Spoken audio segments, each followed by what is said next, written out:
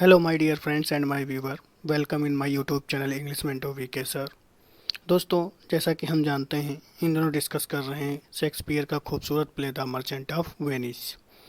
आज हम merchant of Venice के एक्ट सेकंड का सीन फर्स्ट देखेंगे।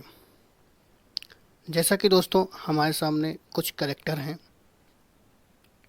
जिसमें ये है मोरक्को का राजकुमार यानी द प्रिंस ऑफ मोरक्को, और जो उसके साथ में दिख रहे हैं ये उनके अनुयायी यानी इस राजकुमार है और इसके ये अनुयायी हैं।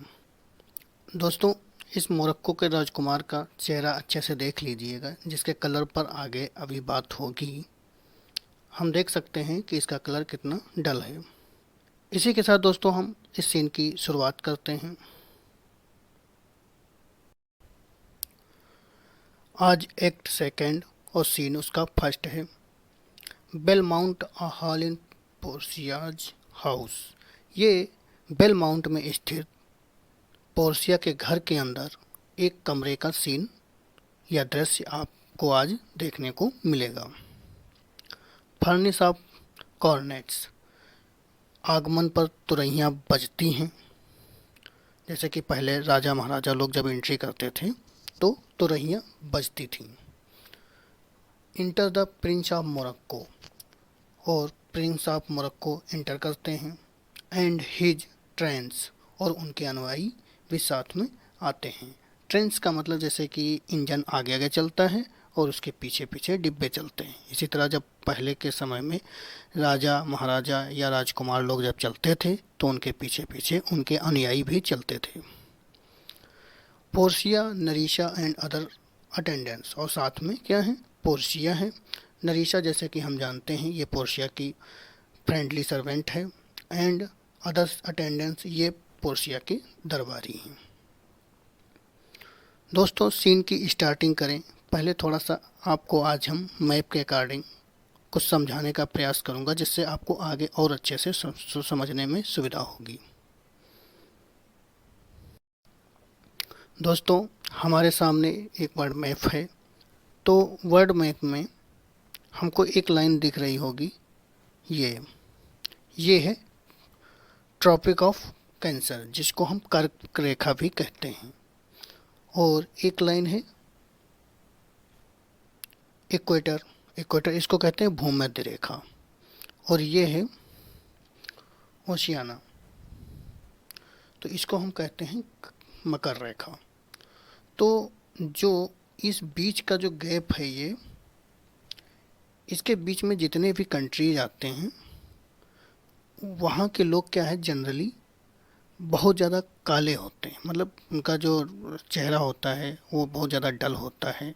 जैसे साउथ अमेरिका और अफ्रीकन कंट्री, भारत का भी कुछ हिस्सा आता है, और ये ऑस्ट्रेलिया वगैरह। तो यहाँ के लोगों को हम जनरली क्या देखते हैं, बहुत ज़्यादा काले होते हैं।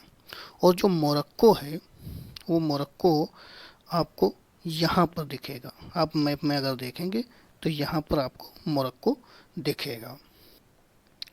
तो जो राजकुमार यानी बेलमाउंट पहुँचा है वो मोरक्को से गया है, तो मोरक्को यहाँ पर पड़ता है, और जिसको वेस्टर्न सहारा भी बोला जाता है, यानी रेगिस्तान, मतलब पूरा मरुस्थल जैसा होता है। मतलब बहुत ज़्यादा जून के महीने में यहाँ पर बहुत ज़्यादा गर्मी पड़ती है, यानी लंबवत सूर्य की किरणें पड़ती हैं। आपने अगर जियोग्राफी वगैरह पढ़ी होंगी तो आप अच्छे से समझ रहे होंगे। और जो सूर्य की गर्माहट है वो इस एरिया में नहीं पहुंच पाती, इस एरिया में। तो ये क्या है, अंटार्कटिका है। यहाँ हम जैसा कि जानते हैं बहुत ज़्यादा बर्फ़ वगैरह जमी रहती है। और इधर भी क्या है, ये सब नॉर्थ पोल के हैं, यानी उत्तरी ध्रुव। और ये क्या है, दक्षिणी ध्रुव। तो दक्षिणी ध्रुव पर और उत्तरी ध्रुव पर तो क्या है, बर्फ़ रहती है। लेकिन जो ये बीच का एरिया है, यहाँ पर बहुत ज़्यादा गर्मी पड़ती है। जून के महीने में यहाँ पर बहुत गर्मी पड़ेगी, यहाँ इस पूरे लाइन पे। और जैसे कि हमारे वहाँ जब थोड़ा बहुत जाड़ा होने लगता है तो इधर साइड में बहुत ज़्यादा गर्मी होने लगती है। तो आप समझ गए होंगे कि जो राजकुमार मोरक्को का पहुँचा है तो वो यहाँ से पहुँचा है। तो यहाँ पर क्या है, जून के महीने में बहुत ज़्यादा अत्यधिक गर्मी होने के कारण यहाँ के लोग क्या होते हैं, बहुत ज़्यादा काले होते हैं। तो मोरक्को जो प्रिंस है वो भी बहुत ज़्यादा काला है। तो आप जब हम आगे बोलेंगे कि जब जैसे कि, तो आप समझ जाइएगा कि हम यहाँ पर जैसे मोरक्को की आज हम स्टोरी पूरी समझेंगे, तो पूरी स्टोरी यहाँ पर की आपको देखने को मिलेगी, क्योंकि यहाँ पर जो सूर्य की किरणें होती हैं वो सीधे लंबवत पड़ती हैं जून के महीने में, जिससे वहाँ के लोग काले होते हैं। हम अपने सीन की तरफ फिर लौटते हैं, क्योंकि हम जियोग्राफी के आपको नहीं पढ़ा रहे हैं, जबकि आपको हम द मर्चेंट ऑफ वेनिस पढ़ा रहे हैं। सीन की शुरुआत करते हैं। दोस्तों, मोरक्को जो प्रिंस ऑफ मोरक्को है, उसको अपने रंग को लेकर लगता है कि जैसे पोर्शिया क्या है, बहुत खूबसूरत है, तो उसको थोड़ा सा एक शंका या एक संदेह रहता है कि कहीं ऐसा ना हो कि पोर्शिया मेरे रंग को देखकर मुझसे शादी करने के लिए इनकार कर दे। तो उसी के संदर्भ में मोरक्को कहता है, मिस लाइक, मिस लाइक मतलब dislike, miss like me not for my complexion, complexion का मतलब है रंग और मिस लाइक का मतलब है डिसलाइक। तो मेरे रंग को देखकर पोर्शिया से कहता है कि मेरे रंग को देख कर के तुम मुझे इनकार मत करना, यानी मुझे डिसलाइक मत करना, मुझे नापसंद मत करना। द शैडो लिवरी, तो शैडो लिवरी का मतलब होता है डार्क यूनिफॉर्म, लेकिन यहाँ पर डार्क यूनिफॉर्म से नहीं है, यहाँ पर शैडो लिवरी का मतलब होता है कि जो हमारी बाहरी त्वचा है, यानी जो हमारी त्वचा की रंग है, जो ऑफ द बर्निश सन, वो क्या है, जलते हुए सूरज की वजह से ऐसी हो गई है। टू होम, होम जो ये आया है ये सन के लिए आया है, तो टू होम जिसके आई एम नेवर, यानी मैं, जिसका मतलब मैं पड़ोसी हूँ, यानी सूर्य का मैं पड़ोसी हूँ, एंड नियर ब्रेड, और उसी के पास में ही मेरा क्या है, यानी उसी सूर्य के पास ही मेरा पालन पोषण हुआ है। तो ब्रेड क्या है, ब्रिंग की ये सेकंड फॉर्म है। और उसे लगता है कि जो सुंदर लोग होते हैं वो ज़्यादा अच्छे होते हैं कंपेयर देन जो जिनका चेहरा डाउन होता है, यानी जिनकी स्किन काली होती है, वो उनसे ज़्यादा जो सुंदर लोग होते हैं वो ज़्यादा अच्छे होते हैं। तो उसी के संदर्भ में आगे कहता है कि bring me the fairest creature, यानी जो सबसे सुंदर प्राणी हैं उनको हमारे सामने लाओ, पोर्शिया से कहता है। नॉर्थवर्ड बॉर्न, जिनका जन्म क्या है, उत्तरी ध्रुव की तरफ हुआ हो। अभी हम बताए हैं जो उत्तरी ध्रुव की तरफ बर्फ ज़्यादा पड़ती है, उधर सूर्य की किरणें नहीं पहुंच पाती हैं, तो जिससे कि वहाँ के लोग क्या होते हैं, सबसे सुंदर होते हैं, गोरे होते हैं। तो वही बोलना है, bring me the fairest creature, मुझे सबसे सुंदर प्राणी लो जिसका जन्म क्या कहाँ हुआ हो, जो नॉर्थवर्ड में हुआ हो, क्योंकि साउथ वर्ल्ड में तो अंटार्कटिका है, तो वहाँ पर तो बर्फ़ रहती है, लेकिन वहाँ तो कोई क्रिएचर रहता नहीं, कोई प्राणी रहता नहीं, तो नॉर्थ वर्ल्ड ही तरफ रहते हैं। जैसे यूरोपियन कंट्री हुआ, इवन रूस वगैरह जो हैं एशियन कंट्री में आते हैं, लेकिन ये भी क्या है, एक तरह से नॉर्थ साइड में होते हैं, होने के कारण इनके तरफ क्या है, सूर्य की किरणें ज़्यादा नहीं पहुँच पाती हैं, तो वहाँ पर क्या है, बर्फ़ हमेशा जमी रहती है।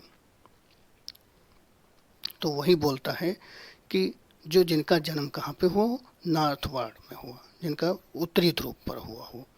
वेयर फीवियस फायर, फीवियस ग्रीक माइथोलॉजी में फीवियस सूर्य के देवता, यानी सूर्य को ही फीवियस बोला गया है। तो वेयर फीवियस फायर, जहाँ पर सूरज की किरणें, यानी सूरज की जो आग है, इसका मतलब मुश्किल से, थॉज, थॉज मतलब होता है मेल्ट, मतलब पिघला सके, द आइसलेस, जो वहाँ जो बर्फ़ ज़्यादा पड़ने की वजह से आइस धीरे धीरे पड़ते पड़ते वो क्या है कि नुकीली झाड़ियों के रूप में जो हो जाती हैं, उनको मुश्किल से पिघला पाती हैं। यानी वेयर फीबियस फायर, जहाँ पर फीबियस यानी सूर्य की जो आग है मुश्किल से पिघला पाती है उन कटीली झाड़ियों जो बर्फ़ की बन गई होती हैं उनको। तो वहाँ के इंसान को हमारे सामने प्रस्तुत करो। And let us make incision for your love, यानी जो तुम मतलब जो गोरे लोग तुमको ज़्यादा प्यार कर सकते हैं और जिनका रंग डाउन होता है, जिन जिन डल फेसेस वाले लोग, तो वो उनके बीच में अगर तुमको भेद लगता है, कोई मतलब अंतर दिखता है कि वो लोग ज़्यादा वर्दियर होते हैं और जो ब्लैक लोग होते हैं वो कम वर्दियर होते हैं, तो आप क्या करिएगा, उनको हमारे सामने लेकर आओ, जो सबसे सुंदर होते हैं लोग हैं, और क्या है, मेक मी इंसिजन, और मुझे परमिशन दो कि उनके भी हाथ में कट लगाएं और हम अपने हाथ में भी कट लगाएं। एक तरह से ब्लड निकालने की बात करता है मोरक्को। टू प्रूव, जिससे ये साबित हो जाएगा कि हुज ब्लड इज रेडिस्ट, यानी रेडिएस्ट, यानी किसका खून सबसे ज़्यादा लाल है। रेडिएस्ट का मतलब होता था खून सबसे ज़्यादा, लाल का मतलब होता था सबसे ज़्यादा जो बहादुर है। हिज आर माइन, यानी वह जो सबसे सुंदर क्रिएचर है, जो प्राणी है, उसका ब्लड सबसे ज़्यादा सुंदर मतलब लाल है, या मेरा। ये क्या है, साबित हो जाएगा, जब हम अभी कट लगाएंगे तो साबित हो जाएगा। आई टेल दी, मैं तुमको बता रहा हूँ लेडी मोहतरमा, दिस आस्पेक्ट ऑफ माइन, जो जो इस कलर के संदर्भ में अपने बोलता है कि जो मेरा कलर है उसके संदर्भ में, Heath feared, had feared the valiant, जिसके मतलब जिस कलर को देख करके बहुत बड़े बड़े योद्धा भी क्या है, डर गए। मतलब जिस जो हमारा कलर है, बहुत सारे योद्धा हैं डर के मारे भाग गए। बाई माई लव, और जो मैं तुम्हारे प्यार के वजह से मैं आपके यहाँ आया हूँ, तो by my love I swear, मैं उस प्यार के लिए मैं कसम खाता हूँ, द बेस्ट रिगार्डेड, जो सबसे अच्छी समझी जाने वाली, वर्जिन्स मतलब कन्याएं या स्त्रियां, ऑफ आवर क्लाइम्स, मेरे देश की, यानी जिनको जी हमारे देश की जो सबसे अच्छी कन्याएं, जिनको सब लोग चाहते हैं, मतलब बहुत जनरली लोग चाहते रहते हैं, वो लोग भी क्या हैं, हैव लव इट टू, वो भी मेरे इसी कलर को बहुत ज़्यादा प्यार करती हैं। I would not change this hue except to steal your thoughts my gentle queen, हे मेरी प्यारी मोहतरमा क्वीन, यानी मेरी रानी, हे प्यारी रानी, I would not change this, अब मैं क्या है, इस कलर को मैं क्या है, जो मेरा जो कम्प्लेक्शन है, ह्यू मतलब रंग होता है, जो मेरा रंग है उसको मैं क्या है, बदल तो नहीं पाऊंगा, सिवाय steel your thoughts, steel your thoughts का मतलब है कि आपका ध्यान आकर्षित करने के अलावा मैं क्या है, इस रंग को बदल नहीं सकता हूँ। यहाँ पर स्टील योर अटेंशन का मतलब है, थॉट्स का मतलब है गेन योर अटेंशन, मतलब हम तुम्हारा सिर्फ ध्यान ही आकर्षित कर सकता हूँ, बल्कि हम अपना रंग जो मुझे मिला है उसको मैं चेंज नहीं कर पाऊंगा।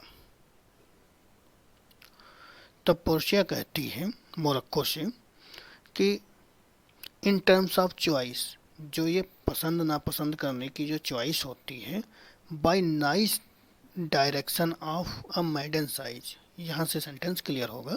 बाय नाइस डायरेक्शन, डायरेक्शन का मतलब यहाँ पर, वैसे डायरेक्शन का मतलब दिशा होता है, लेकिन डायरेक्शन का मतलब यहाँ पर पसंद करने से है। जो अच्छी पसंद है, अब मेडिस आइज, जो मतलब एक युवती की आंखों को देखकर जैसे हम पसंद कर लेते हैं, या उसका कोई रंग रूप देख लेते हैं तो हम पसंद कर लेते हैं, वो जो क्या है, ये पसंद नापसंद करने की जो चॉइस है, आई एम नॉट सॉलिड, मैं उस तरह से मैं क्या है, मैं अपने आप को तुमको समर्पित नहीं कर सकती, यानी मैं अपना नेतृत्व तुम्हारे साथ नहीं कर सकती हूँ। लेड में तो होता नेतृत्व करना, और सोलरली मतलब होता है केवल, तो मैं केवल उस तरह से, उस आधार पर मैं तुम्हारा नेतृत्व नहीं कर सकती हूँ।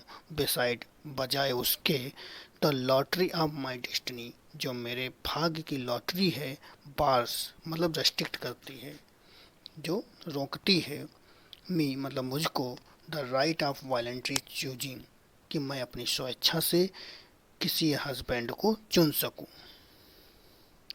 बट इफ माई फादर, किंतु यदि मेरे पिता, हैड नॉट स्कैंटेड मी, अगर इस तरह से प्रोहिबिटेड मतलब रोके नहीं होते, मतलब अपने हमारे ऊपर रोकथाम नहीं लगाए होते, मुझे रेस्ट्रिक्ट नहीं किया होता, एंड हेज्ड मी, और ना तो मुझे बांधा होता, बाई हिज विट, विट माने तो होता है बुद्धिमानी, तो लेकिन यहाँ पर क्या है, बुद्धिमानी पूर्वक जो उनके वचन थे उनसे क्या है, उन्होंने अब बांधा नहीं होता। टू यील्ड माई सेल्फ, तो मैं अपने आप को तुमको समर्पित कर देती। क्या है, अगर मुझे मेरे पिताजी अगर रोके नहीं होते अपने वचनों से, तो क्या है, मैं अपने आप को तुम्हारे हवाले कर देती, या मैं तुमको मैं अपने आप को समर्पित कर देती। किंतु अब क्या है, हिज वाइफ, मैं अब उसकी पत्नी बन सकती हूँ। हु विंस मी, जो मुझे जीतेगा, यानी मैं अब उसी की पत्नी बन सकती हूँ जो मुझे जीतेगा। बाय द मीन्स, उसी तरीके से जिस तरह से मेरे पिता ने मुझसे वचन के तौर पर, या मतलब वो बस जो एक लॉटरी के तौर पर जो शर्त रखी है, उसी तरह से जो जीतेगा मैं उसी की पत्नी बन सकती हूँ। आई टोल्ड यू, जैसा कि मैंने तुमको पहले ही बताया था। Your self renewed Prince, renewed मतलब होता है फेमस, या प्रिंस या प्रसिद्ध होता है। तो जो तुम अपने आप में हो उतने ही फेमस और प्रिंस यानी राजकुमार हो। देन स्टूड, यानी जितने लोग अभी यहाँ तक हमारे यहाँ अभी तक आए हैं, उनमें से आपकी भी प्रसिद्धि कोई कम नहीं है, आप भी उतने ही प्रसिद्ध हैं। एज फायर एज, और उतने ही सुंदर हैं जितने एनी कॉर्नर, जितने फॉर माई अफेक्शन, यानी मेरे प्यार की वजह से any corner I have looked on yet, जिनको मैं, जो यहाँ आए हैं, जिनको मैं अभी तक यहाँ देखी हूँ, जो मेरे महल में अभी तक आए हैं, जिनको मैं देखी हूँ, आप उनसे ना तो प्रसिद्धि में कम हैं और ना तो उनसे खूबसूरती में भी कम हैं। तब मोरक्को बोलता है, even for the I thank you, जैसे इसके लिए आपका बहुत बड़ा आभार। यानी कहने का मतलब है कि जैसे कि पोर्शिया कहती कि मैं आपके कॉम्प्लेक्शन को देखकर, मैं आपको लाइक और डिसलाइक का कोई ऑप्शन ही नहीं मेरे पास, मेरा कास्केट के तौर पर जो जीतेगा मैं उसी की ही पत्नी बन सकती हूँ। अगर ऐसी शर्त ना होती तो मैं आपके इसी रंग के साथ भी मैं आपसे विवाह कर लेती। तो उसके लिए मोरक्को जो है उन इस पोर्शिया को थैंक्स देता है और आगे कहता है, देयरफॉर, इसलिए आई प्रे यू, आपसे इल्तिजा है, यानी पोर्शिया से कहता है कि इसलिए आपसे मेरी इल्तिजा है, लीड माई टू कास्केट, मुझे उन्हीं कास्केट की तरफ ले चलो जहाँ पर मुझे आपको चुनना है। टू ट्राई माई फॉर्चून, मैं भी अपने भाग्य को आजमा लूँ। बाई दिस सिमेटर, यानी वो इतने में क्या होता है, सिमेटर मतलब होती है शॉर्ट, तलवार। तो वो क्या होता है, तलवार निकाल करके बोलता है, मतलब उसी संदर्भ में बोलता है, तलवार के संदर्भ में बोलता है।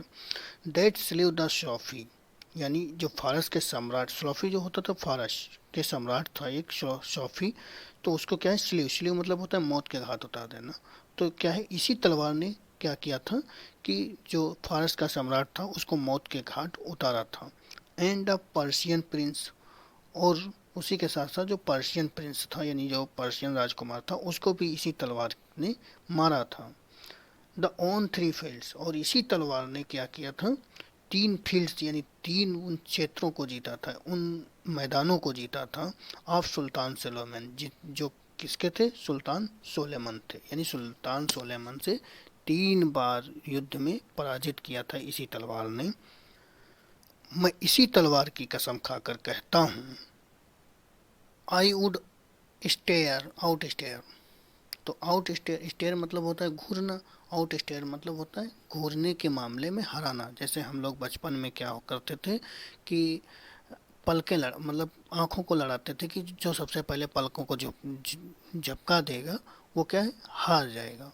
तो वही बोलता, I would outstare to sternest, जो सबसे ज़्यादा कठोर, आई द लुक, यानी जो सबसे देर तक क्या है आंखें लड़ा सकता है, मैं उसको भी हरा सकता हूँ। यहाँ पर इसका मतलब ये है कि इतना मैं कंसंट्रेट रहता हूँ, मतलब इतना एकाग्रचित होकर के हो सकता हूँ कि मुझसे ज़्यादा कोई एकाग्रचित नहीं हो सकता है युद्ध। आउट ब्रेव, और जो बहादुरी के मामले में क्या है, द हार्ट मोस्ट डेयरिंग, जो सबसे ज़्यादा क्या है, मोस्ट डेयरिंग होगा, जो सबसे ज़्यादा निर्भीक होगा, जो निडर होगा, ऑन द अर्थ, इस पृथ्वी पर, मैं उसको भी क्या है, हरा सकता हूँ।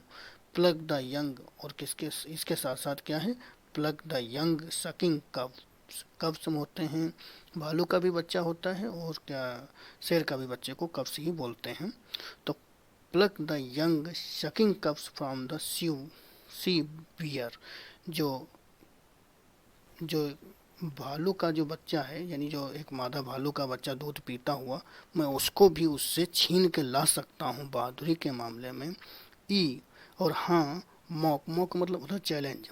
मॉक मतलब वैसे तो होता है किसी का मजाक बनाना, लेकिन यहाँ पर मॉक का मतलब है चैलेंज से। और हाँ, मैं चैलेंज कर सकता हूँ द लायन, उस शेर से, व्हेन जब, ही रोअर्स वो दहाड़ रहा हो, वो चीख रहा हो, दहाड़, फॉर प्रे वो किस लिए, शिकार के लिए। यानी मैं उस शिकार मतलब उस शेर को भी मैं चैलेंज कर सकता हूँ जो अपने शिकार के लिए क्या है, दहाड़ रहा हो। टू विन दी, मैं तुमको जीतने के लिए। यानी अगर बात तुम करो किसी युद्ध की, या तुम किसी से कंसंट्रेट होकर लड़ने की, या फिर कहो कि किसी भालू से बच्चे के छीन के लाने की, तो इस मामले में मैं क्या हूँ, तुमको जीतने के लिए मैं ये सब कर सकता हूँ लेडी, प्यारी मोहतरमा। बट किंतु एलास द हॉयल, लेकिन बड़ा दुख के साथ कहना पड़ रहा है, इफ हेरकुलिस, हेरकुलिस एक यूनान यूनान का यानी ग्रीक सबसे बड़ा योद्धा है, यानी जो ट्रोजन वार भी लड़ा था। तो if Hercules and Lichas play at dice, यानी उन दोनों को एक साथ जुआ खिला दिया जाए।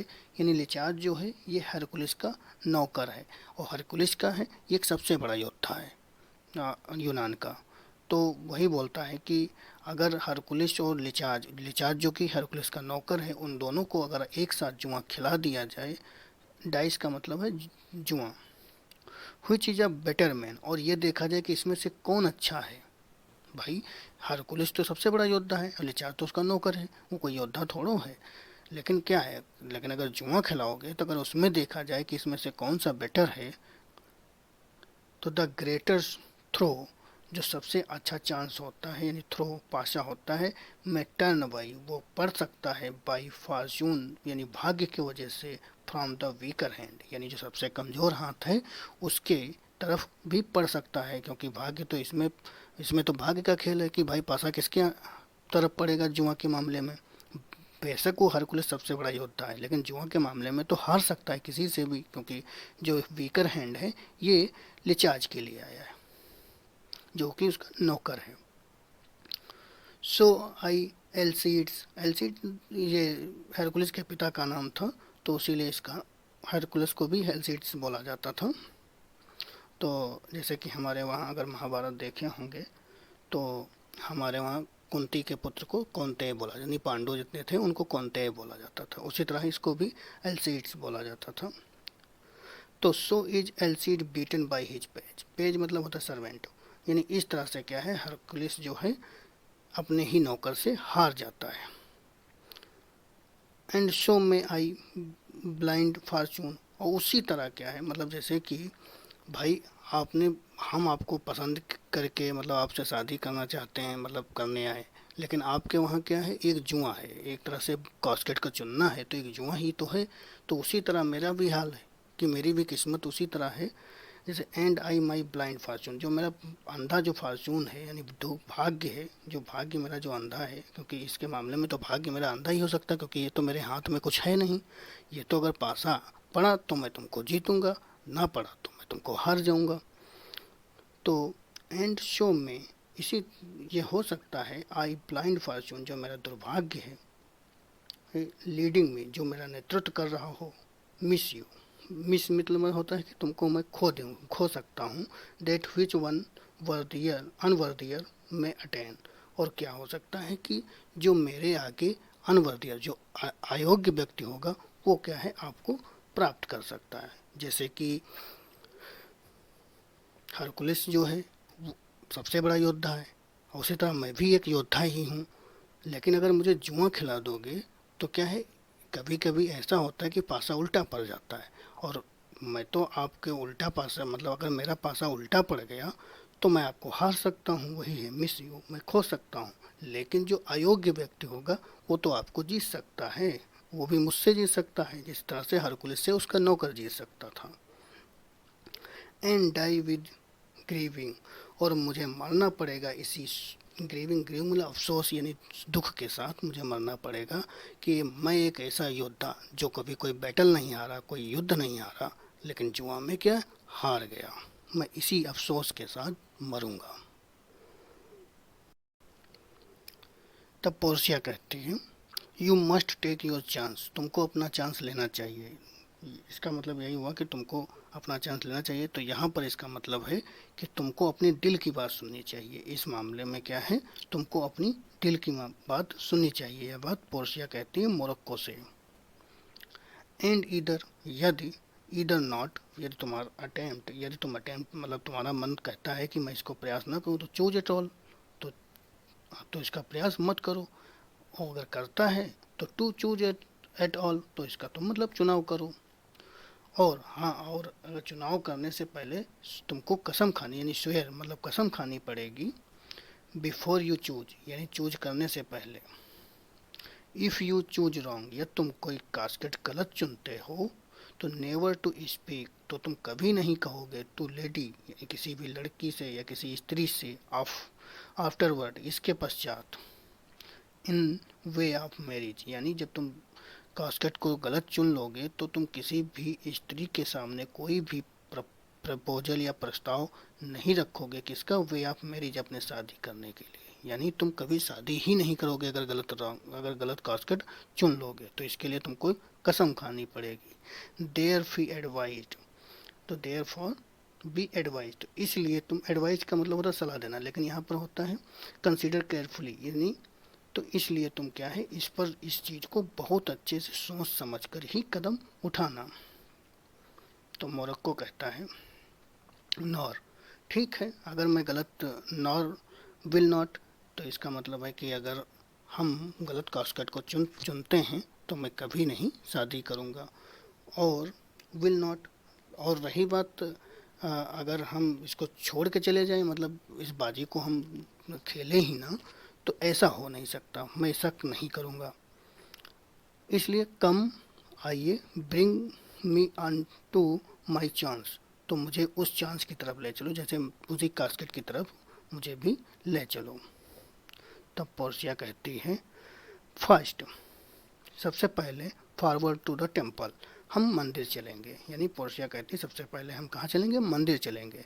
आफ्टर डिनर, और खाना खाने के बाद, your hazard shall be made, तो वहाँ पर फिर तुमको क्या है, कास्केट की तरफ मैं ले जाऊंगी। तो हजार्ड का मतलब होता है वैसे खतरनाक, लेकिन यहाँ पर मतलब है कि उस जोखिम की तरफ तुमको मैं क्या है ले जाऊंगी, जो जो भाई जोखिम लेना चाह रहे हो भाई, कि भाई शर्त इतनी बड़ी है कि अगर हम गलत चुन लिए, अगर तुम गलत चुन रहे हो तो क्या है, जीवन भर शादी भी नहीं करोगे, कुंवारे रहोगे, और यहाँ कुछ, यहाँ भी कुछ नहीं मिलेगा। अगर तुम जीतते हो तो मैं तो तुमको मिल ही जाऊंगी। तो एक तरह से भाई रिस्क ही है, हजार्ड ही है। तब मोरक्को कहता है गुड फॉर्चून देन, यदि हमारा अच्छा भाग्य होगा, तो मेक मी बेस्ट, तो मुझे ब्लेस्ड, तो मुझे आशीर्वाद देगा, यानी मुझे इस चीज़ से क्या है, इस चीज़ में हमको सफल बनाएगा। और कष्ट और आर, यदि ये भाई हमारा ये भाग्य जो है दुर्भाग्य में बदल गया, तो कष्ट एड एमंग मैन, तो ये क्या है, मैं एमंग मैन, तो ये मनुष्यों के बीच में श्रापित हो जाऊंगा। तो मैन का मतलब ये है कि जब ये शादी करेगा तभी ये आदमी कहलाएगा, क्योंकि आदमी हम लोग तब तक नहीं बनते हैं जब तक शादी नहीं होती, और जब शादी हो जाती तो आदमी हो जाते हैं। तो वही बोलता है कि जब हमारी शादी ही नहीं होगी, मैं कुंवारा ही रहूँगा, मैं कुंवारा ही मरूँगा, तो मैं एक तरह से उन आदमियों के बीच क्या है, मैं श्रापित ही तो रहूँगा। तो वही चीज़ बोलना है कि अगर मेरा दुर्भाग्य रहा तो मैं क्या है, मनुष्य के बीच श्रापित हो जाऊँगा। कार्नेट्स एट एग्जिस्ट, और इतने में फिर क्या है, तुरहियाँ बजती हैं और वो मंदिर की ओर चले जाते हैं। और यह सीन यहीं पर समाप्त होता है। दोस्तों, अगर वीडियो अच्छी लगी हो तो please like, share and subscribe करना ना भूलें। जैसा कि सामने हमारे ये पोर्शिया है, ये नरीशा है, और ये सब क्या हैं, ट्रेंस हैं, यानी उनके अनुयायी हैं, और राजकुमार ये इधर खड़ा है। इसी के साथ हम अपनी वाणी को विराम देते हैं। मिलते हैं नेक्स्ट सीन में। Thanks for watching this video and till then take care, meet you next video.